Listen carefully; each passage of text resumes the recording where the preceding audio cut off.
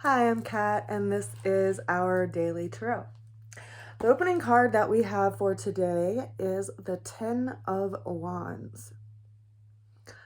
So we're literally just becoming kind of duoholics. It's like, I want to do that, I'm going to do that, I'm going to do that, I'm going to do that. It's like planning our day and stacking it in such a way that we don't even leave room for whatever the day wants to bring to us. And we also don't really get a clear sight on the path in front of us, right? Because we're carrying so much on our plate that we can't really see where we're going. You can see the person in this card has 10 wands in their hands, and they're just trying to hold it all together as they continue on their path, but they can't really see any path in front of them. So maybe that is resonant to where you're feeling. It does feel like that sometimes. The challenge that we are working with today is this idea of what it means to be, emotionally open. We have the Knight of Cups here, and you can see that the horse in this card just has one of their legs that's moving forward, and all their other legs are on the ground, which gives this flavor or this sense of caution and not really wanting to go into emotional place because it's a cup. And maybe that's why we're busying ourselves, right? Maybe we're putting so much on our plate so we don't actually have to take a look at our path, or we don't have to take a look at what's going on in some other aspect in our lives. But this is this idea that we're really cautious and hesitant in moving in that direction. And there's this waterway that's in front of this horse. And I want to remind you, if you've been out, walking in the foothills or in any area where you're walking next to a stream and it's a raging stream and you want to cross that stream, right? Water is an element that is reflective of our emotional nature. So turbulent waters, you want to cross the stream, but it's just too much, right? Well, how do you end up crossing that stream? You end up either walking upstream or downstream, and look where that water calms down and find some, bigger stones that seem pretty sturdy to step onto, and you step across it in a very careful way, very attentive, very alert, unless you're just going to put on water waders and slush right through it, but then you're more likely to be swept down the river, right? And so we need to consider that there is this opening for us if we just follow the path. We don't necessarily have to consider that the only way to cross the river is to jump into the raging current. Okay, so there's just a little bit of that has come through. And then the way that we're going to get through this challenge is interesting. This is the help card. This is the card that's resonant of Jupiter and this idea of having a bigger perspective, which I think touches on this picture that I just drew visually for you all as far as how do you cross a river, right? There is help that is on its way.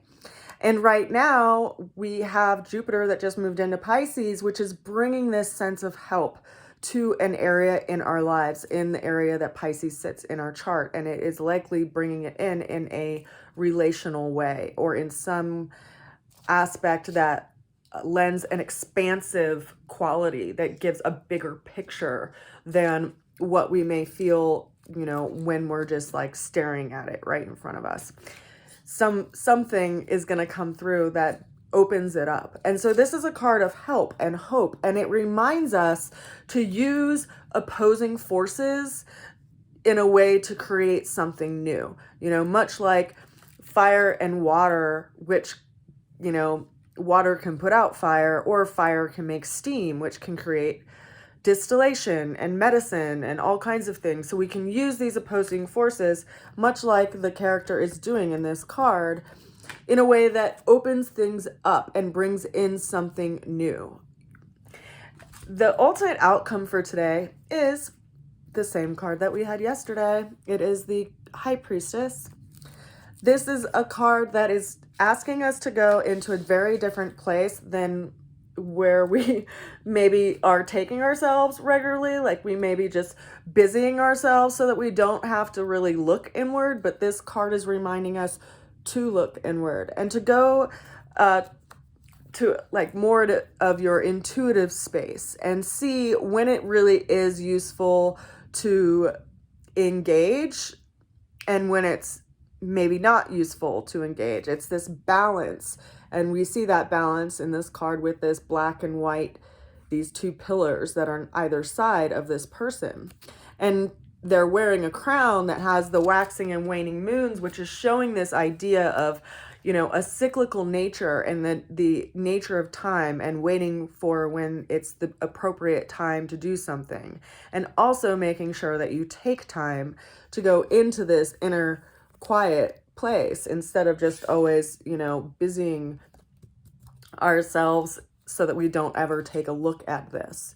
You know, it brings us into that place of stillness. And there's this idea that with, you know, the moon growing in its light, in it being, you know, in aspect to the sun from new to full moon, that things are revealed in the times of a full moon and secrets are revealed, much like the Torah that is being revealed in the cape that this woman is wearing. You know, things get revealed that are in the dark, things that are unseen, things are still being worked out beyond a veil of what you and I can see, because other people are players in our universe. And it's an interesting time right now. We're kind of in this interesting time of waiting. And while, you know, we may want to have everything happen tomorrow and we think that like running ourselves into the dirt is going to make that happen, it's all about laying the seeds in the right time and allowing things to open up and to follow that as guidance, you know. So interesting that this lady showed up again today.